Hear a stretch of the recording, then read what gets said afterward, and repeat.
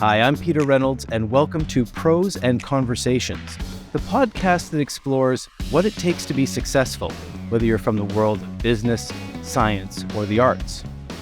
Today, we're going to talk about writing, and more specifically, the business of writing. I can tell you from firsthand experience, writing is hard, but it's only the start of the process. And writers today can not only be authors, they have to be business people. And we're going to talk about that and delve into that subject. Joining me today, as always, is marketing consultant Damon Adachi. Damon, welcome to Pros and Conversations again. Hi, Peter. How you doing? Thanks very much. Good. Happy to be here and eager to play the Sonny to your share today. It's interesting because I know for myself that, this idea of, you write a book, and I think a lot of people think this way, you write a book and you're done. You put it into the world. It's your baby. You throw it out there, but that's not the end of the story. No, certainly not.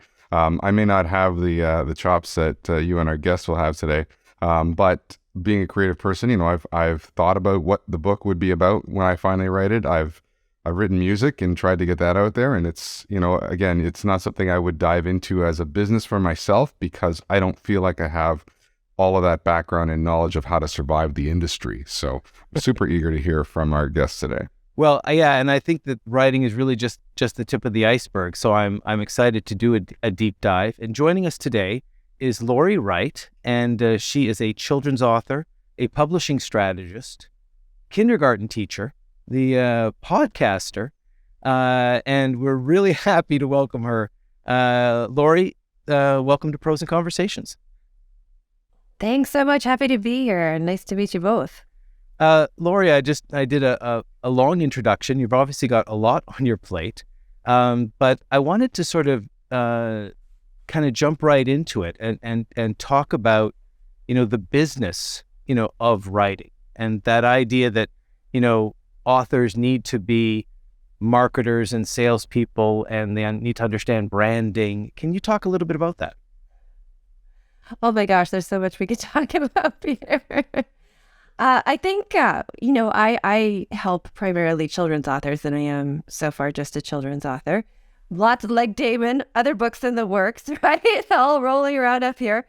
But so many children's authors are coming from a place of being a parent or a grandparent or a teacher or a counselor, and they just had this great idea for stories after reading stories to the children in their lives for so long. And that's the goal, right? The goal is to get that book out and done and into the world, and phew, then I can relax and take a break and it will sell itself. And does selling it even matter, right? A lot of people have these questions that they have to answer for themselves, but after it's published. So it's not something you think about. There's so many steps just to get the book published. And the industry has changed so much over the past 10 years that even just wading through how do I and which route, et cetera, takes a lot of mental energy. And so I think that once it's actually published, everybody has a really big sigh of relief. And then you have that existential crisis. Am I going to learn how to sell? Am I going to be a salesperson? And because of that background of so many children's authors, they don't have any sales experience. They don't have any marketing experience, right? They just have child experience. They just have this creative bent, right? And so they have to decide, am I going to pursue it? Am I going to learn these extra skills? So there's so many skills, so many things you need to learn just to publish the book. And then it turns out that wasn't the hard part after all. So I think a lot of people publish, they hit the big red publish button, I like to call it, and then they have to decide, will it be a business, or is that the bucket list item crossed off? Yeah. Take us back, Laurie, to your journey and, your decision to become an author and what inspired you. Sure. So I don't teach kindergarten anymore. I did teach kindergarten for 10 years, and over the span of that 10-year period, there was a noticeable change in the children coming into my classroom. So that's 4 and 5-year-olds, and they were coming each year less and less. It's not that they weren't capable, it's that they didn't know they were capable. And so myself and other educators and probably some parents call this learned helplessness. And so it's, lots of factors, but basically parents are so busy. I'm not going to wait for half an hour for my child to do up their own snow pants or their own shoes. We got to get out the door. We got to get moving, all that kind of stuff. And you fall into those habits as parents, just doing it for them. And expectations kind of fall. And then the child just, okay, dress me, feed me, all that kind of stuff. Guilty is charged, Laurie. Guilty. Well, I mean, we all are, right? But they would arrive in the classroom and things like a broken pencil, like I've had students sit there with a broken pencil. That's it. That's like end of story. They don't know what to do. There's no thought process. How do I solve this problem? And so that was a big problem for me. And so a large part of what I did every day in the classroom was just empowering the kids. Like, what will you do? What could you try? Did it work? Did it not work? Let's learn from this. Let's move on. And so one day I just came home from work and wrote my first story in its first form. Very excited, right? I wrote a book. I'm amazing. I'm kind of an author now. And I sent it over to the only person I knew who could draw, because at the time I didn't know how it all worked. And she was like, I'm not really feeling it. So, thanks for sharing, but I'm not going to illustrate or anything like that, because that was my intention. So dagger to the heart, the book goes away. I kept teaching. Life went on. 8 years went by, and by that point I had gotten married. I had 3 kids, and I was a little bit bored. Okay, I was a lot bored and restless. I mean, raising kids is wonderful, but it's not so great for the brain stimulation. And so I when was that? That was about 2015. And I joined this online group of moms, right? And I hadn't been a big social media person. Facebook, I guess, was still relatively newish. And I joined this group of moms, and I had to pay $100. And so at that time, 2015, that's a big deal. Not the $100, but paying money to somebody on the internet. It's like, am I going to get scammed? This is really weird. And a lot of people, I think, still feel like that today. But I went ahead with it because the lady who was running this mom group was from a town that I had lived in for a long time, that my parents, were raised there. So I was like, okay, she's from Thunder Bay. Makes her okay. We're all good. And basically, it was an accountability support group, like, moms, put yourself back on the calendar. And it's a huge issue for moms, for sure. I'm sure it is for some dads as well. I just don't have that perspective. But, she was like, well, what do you want? Like, what are your goals? And at my time, I was like, I really want like an orange front door of my house. Like, it's brown, and I really want it to be a, more vibrant color. And I remember she was like, oh, Laurie, like, let's think bigger. What else is there? There's got to be something. But it was hard. It was really hard for me to dive deep like that. And so, I wrote this book. Maybe you all could read the book and tell me what you think. And so they went crazy for the book. They helped me make it into what it is today. There's a dedication in the book to that group of ladies. And she helped me every step of the way, just that motivation, that encouragement. I think that we all need to take that big step out of our comfort zone. And so in 2016, I self-published that book, because after waiting for 10 years, figuring it out, dusting it off, pulling it out, is it any good? Is it not good? All that kind of stuff that we do. I didn't want to wait for any traditional type contract. I couldn't wait, 5 more years. So within 5 months, it was published, and I thought that was it. Do you want me to keep going? That was a lot of Laurie talking. Well, I have a question. So yes, please. My sister is a young adult author, and she's self-published, and I hadn't even heard of that avenue until she had started going in that route. Is it changing? Is it evolving? Is it fairly prevalent now as to what it was 20 years ago? Yeah, 20 years ago, it was for the very niche. Well, really, they were probably rebels in their own time, right? Thinking ahead. But I mean, they couldn't get past the gatekeepers of the big 5 traditional publishers. And so they went ahead and they printed it at Kinko's or Staples or wherever they were, and they made it happen. Now, Amazon has created this whole backdoor area for us authors and made it stupid easy for us to publish our own books. You need a file, you need the interior file, you need a cover file, you need a couple of back end things like the title and the author, and you press publish. Wow. Yeah, they've made it really, really easy. So there's really no barriers, I would say now, which also has its pros and cons. Oh, talk about that. Well, it just means that really anybody who wants to put their files together can publish a book. And so what does Amazon have now? Do you know, Peter, is it like 8 million books? It's crazy. It's a crazy. crazy And thousands of books are going on every day. And every day, and, thousands. Yeah. And, you know, it's a similar story, Laurie, in the sense that, you know, that was the same thing for myself. Was I did throw the book out there, you know, to agents and trying to, you know, look at going the traditional route. But I also didn't want to wait. You know, I didn't want to wait the 5 years. I was impatient, and I wanted to get it up there. And, you know, I tell people, you know, getting a book published is the greatest learning tool you'll have, because you'll suddenly know all the things you have to do.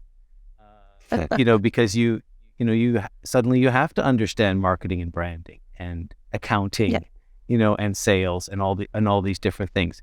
You know, you've sold 100,000 books, which is blowing my mind. I mean, congratulations. That's an incredible accomplishment. Can you take me from, you know, that 2017 when your first book is published, and that sort of, you know, this idea of, you know, books are selling, everything's going well, but clearly there was a leap. Clearly there was a point where things started to really hit for you. Yeah, in the beginning, they really didn't sell. I mean, my mom bought a copy, my sister bought a copy. I did a Kickstarter, that very first book, and so I fulfilled those orders and sent everybody messages saying thank you. And then that was kind of it. And I figured that was it, truthfully. I figured that was, you know, bucket list item checked off. Now what am I going to do? So the books are all about improving positive self-talk for children, for 4 or 5-year-olds. You know, like I always say, they're my people. And so it was like, how can I help those people, like the back to the mission at hand? So I did a TEDx talk, you know, in the 6 months following publishing my book. I spoke at many teachers' conventions, did the circuit doing that. And I can't even speak to one thing about what was it that made me focus on the book again, but it was just that, you know, like, let's figure this out. My kids were very young, so it was the embarrassing middle of the night scrolling Facebook kind of learning style is what I had. But there was a really fantastic group at the time. It's still fantastic. 20 books to 50K. It's mostly for novelists. And at the time, there wasn't very many indie children's authors around. There was no groups that I was a part of anyway. And so I had to learn from these novelists. And there was a few really helpful, really vocal people in the group. And so I took what they were saying and I applied it to my book, made the adjustments I had to. You know, as you go along, you have to learn, analyze, adjust, and try different things. And lo and behold, it worked. I started selling 5 a day, 10 a day, 50 a day, 100 a day. It was incredible. It was really incredible. And so it was that motivation I needed, I guess, to complete the series. So there's 9 books in the series now. They were top of the chart. I was approached by a foreign agent, by a publisher, a literary agent, but for other countries. Wow. But I like to call her my foreign agent. Awesome. Yeah, so it was really cool. And that was another stepping stone, right? Like, is this legit? Is this is this some kind of scam? You doubt everything, right? You're worried about everything. And to boot, my first contract was with a publisher called Acme Publishing. So I don't know how wide your audience is, but here in North America, that was what was it? That TNT company from Bugs Bunny way back when. And so it just didn't seem legit, but it is, because they've paid me, so I know that they're legit. So anyway, in the beginning, it was ads is what really skyrocketed the exposure for the books. Amazon has a built-in advertising platform, and in the beginning, there wasn't very many children's authors using it. So anybody who's familiar with ads, the pay-per-click was about, remember, 12-cent days, 18-cent days, and so now it's up over probably over 40-cent clicks, and the competition is just really, really difficult. And so in 2020, when the pandemic hit, Amazon reprioritized how they shipped, how they sent things. And all of a sudden, all that back-end information that they allow for us was super wonky, unreliable. And, after wallowing on the couch for a while, like the rest of the world, I had to figure things out again. And so the Amazon ad strategy doesn't work for me anymore. And it's really hard to break into for new authors. And so I had to figure out, all the other ways, all the other marketing strategies. We hope you're enjoying this episode so far. Pros and Conversations is brought to you by For the Record Productions, providing video production services to corporate and nonprofit clients for over 20 years. To learn more about how we can help your business, visit videosthatmatter.ca. And by the Business Alliance, a professional peer group that helps you grow your business through networking, collaboration, and sound advice. To learn more about how to become a member, visit jointhealliance.biz. Well, that's an interesting segue from your role as an author to your role as a publishing coach. Yeah. And for our audience, I think what you might find we're not always author-centric. It's not about writing the book. It's about graduating to a point where you become a subject matter expert and have exposure to speaking engagements and things like that. Yeah. And anybody who's hiring somebody to come in and speak as a professional needs to see credentials, needs to see that they've got some things behind them. And podcasts are great for that, but certainly you have to have something published. So from somebody who's saying, you know what, I want to be an authority on a subject and an expert, I need to prove it by having something published so that I can move further down the line beyond just selling books. Is it a different strategy, or is it all the same in terms of how you get pieces moving? Because you may be selling mostly at events if you're a speaker, rather than trying to push through, online sales or anything like that. Right. I think your audience probably has a leg up on a lot of children's authors because they're already at least somewhat immersed in sales and marketing and aware of what you need to do to make sales, if it's your services or your products or whatnot. So the writing of the book, so many people just use a book as a business card. It's definitely an instant authority builder. If you are going to be selling it at events, you're going to want to print, you're going to want to do a bulk print. You're not going to rely just on Amazon's. So Amazon's amazing system is that if a customer orders a book, they print the book, they ship it for you. It's incredible. You don't need to have any stock. Of course, there's a cost associated. So if you're going to do your events, you're going to want to do a small print run, I would say. So what I've done is just found a printer that's local. I can drive there. I can pick up my 100 books or my 1,000 books or however many you want. Saves that shipping cost, and they're just fine. If that's how you're using it, you don't have to worry over much, I don't think, of production. I mean, obviously good quality cover and good quality paper, and obviously your writing needs to be good, which is sometimes tricky. You'd think that would be the first. Your book actually has to be good. But it's not always. I was just listening to somebody yesterday. She's like, I wrote this book in 48 hours and it was published and available on Amazon in 48 hours. And I was like, oh, I read that book. Well, it's interesting because I wanted to circle back just a little bit, in the sort of the business of writing it and business decisions that people are making. Because I know, for myself, when I wrote, my first children's book, the thought of series or anything like that didn't even occur to me. I wasn't thinking about, the idea of marketing it and how, 3 books are easier to market than 1, 10 books are easier to market than 3. And I just put out 1 book, which is incredibly challenging, to market on its own. And I just want to ask you a little bit about that, because I know that, your idea to sort of improve the mental health of children 1 book at a time, like it's incredible. And I salute you for it, because I think that's an amazing, first of all, totally needed, but also, what a great way to approach your writing career. But I would think there's also a business benefit to it, in the sense of, there's this sort of narrow casting, and you're able to approach teachers, and I see on your website you have teacher packages. So can you talk a little bit about sort of that decision and how that may have benefited you? Yeah. In the beginning, I just, accidentally kind of fell into that because I was a teacher. So my mind automatically went to resources for teachers and how can they use it in the classroom. And especially because the topic is learned helplessness, which is usually learned at home, even the teachers are the ones who are more removed and able to say, okay, we need to address this issue. So there are some resources for parents too, of course. But to me, it just makes good sense. Once you start learning a little bit about sales and marketing and orders and customer retention and all that kind of stuff, somebody lands on my website, they can buy my book for $10, or they can buy the whole package, for 15, 16, 17, whatever it is. And so it just made good sense. And then you have to think a little bit deeper. What will I sell? So a lot of authors go straight for coloring books, activity books, stuffies, things like that. They have a production cost you're putting out. And if you don't know how to sell them, you often end up with boxes of stuffies in your garage.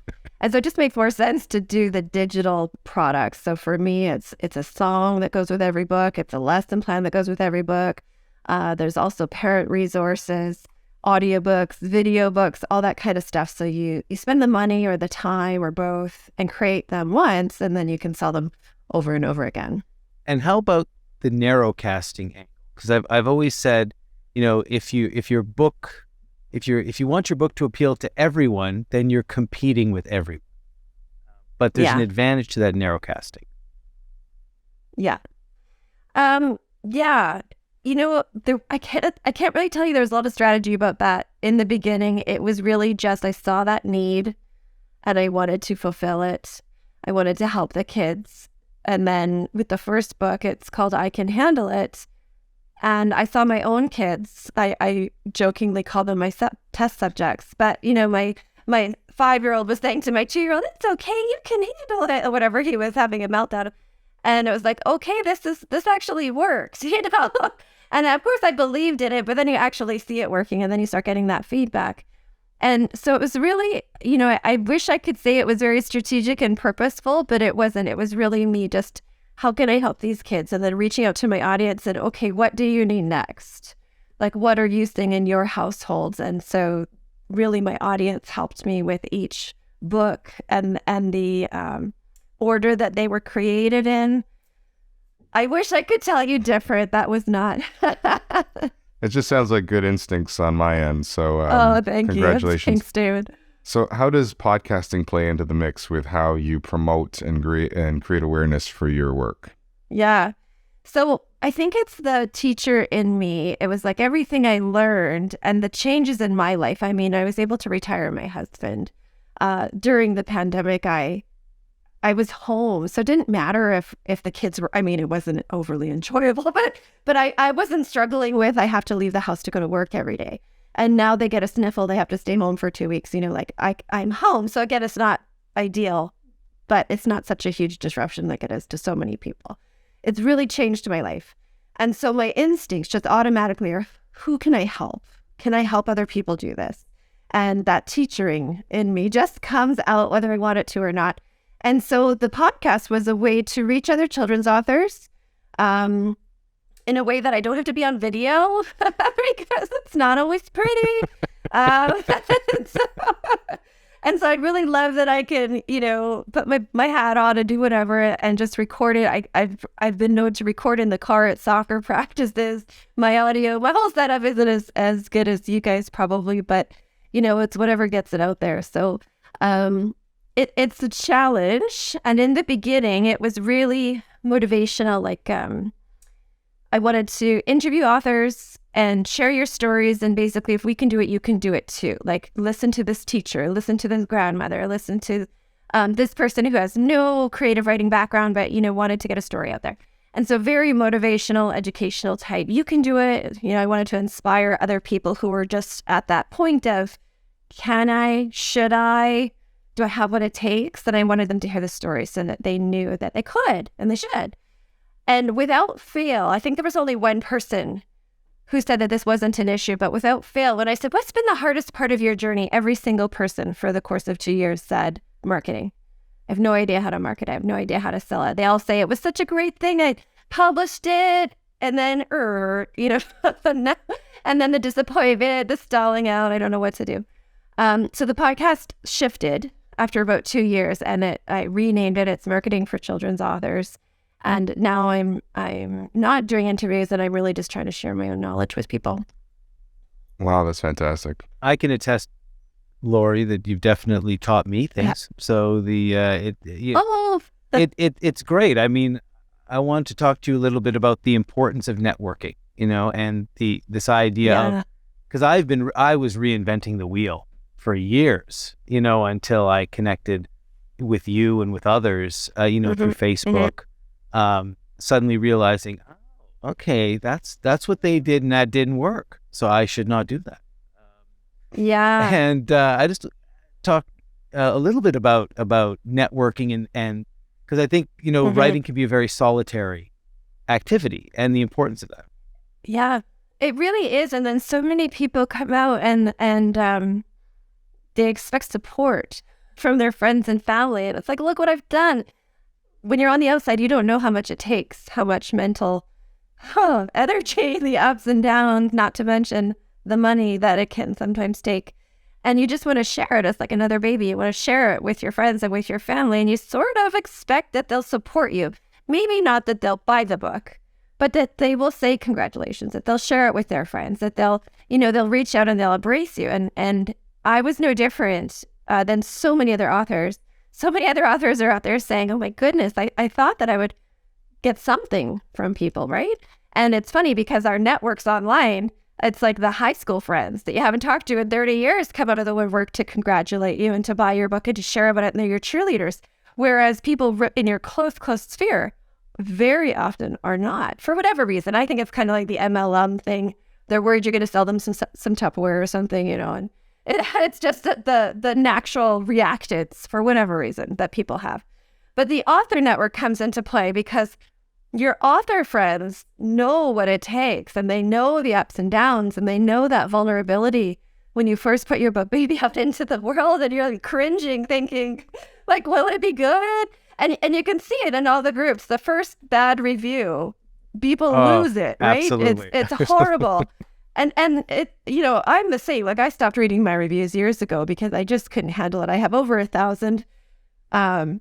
They're almost all very positive. It's like the handful of ones that are horrible that just sink us, right? You can have 1,000. Yeah. You can have 1,000 great reviews, and you just get the one 2-star review that makes you go, they found out, they've discovered, they've figured it out. They figured it out. That's the one you focus on. And no.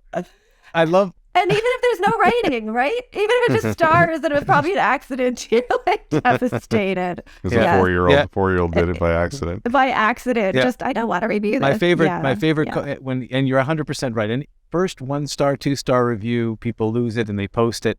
And my favorite line is when people say, "Welcome to the club," because you're not a true author until somebody has ravaged your book for absolutely no reason.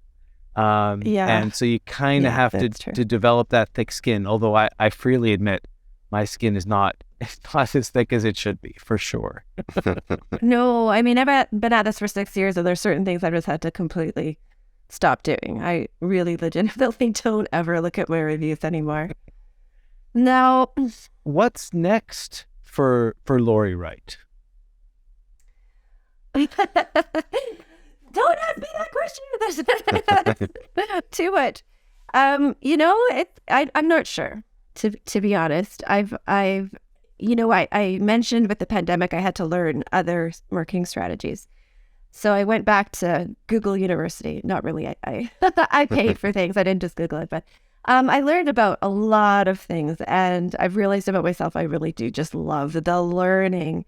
So I learned about email marketing, and that's a huge, huge thing. I learned about brand voice. And so that's something that is really important, I think, for your audience members, because so often people don't really pay attention to how they talk online, whether it's written, whether it's out loud. How do you speak? What words do you use? What words should you never use, right? And it can be all very generic if you don't intentionally work at that, or it can be really off-brand. But anyway, so I went down that rabbit hole, brand voice. So I do a lot of things is the answer, Peter, and I still don't know what I love the most. because I love it all. And so I have a wide variety of clients. I do just brand voice guides. I do just email marketing. I help children's authors. I do coaching. I also just do it for people often, because after a few years of coaching, I'm like, you know what?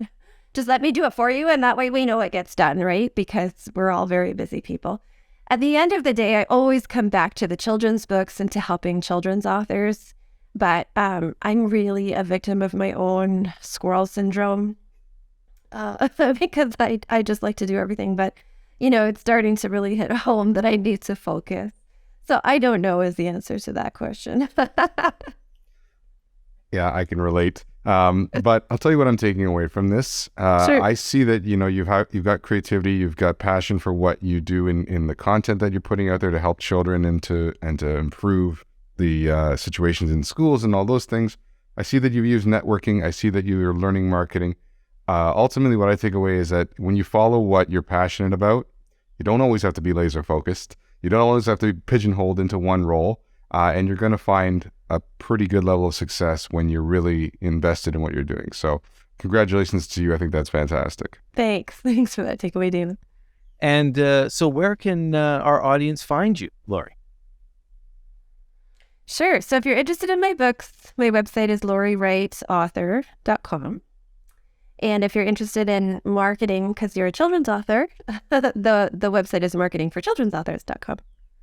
Well, listen, I wanted to thank you so much for joining us today. And I think we definitely learned that writing is just the tip of the iceberg. Yeah. But it's it's a journey we can all take now, and if we just apply some of the lessons that we've learned and that you've taught us, I think we all can be successful. I wanted to thank our maestro of marketing, someone who, if he was to write a children's book, would probably be called The Magical World of Marketing, Damon Adachi. Thank you, Damon. And glad to be here. And Laurie Wright, who is a children's author and a publishing strategist, and who has 9 books. Laurie, thank you so much for joining us on Pros and Conversations. You're welcome. It's been a pleasure. Nice to talk with you guys. My name is Peter Reynolds, and thanks for listening, and we'll see you next time.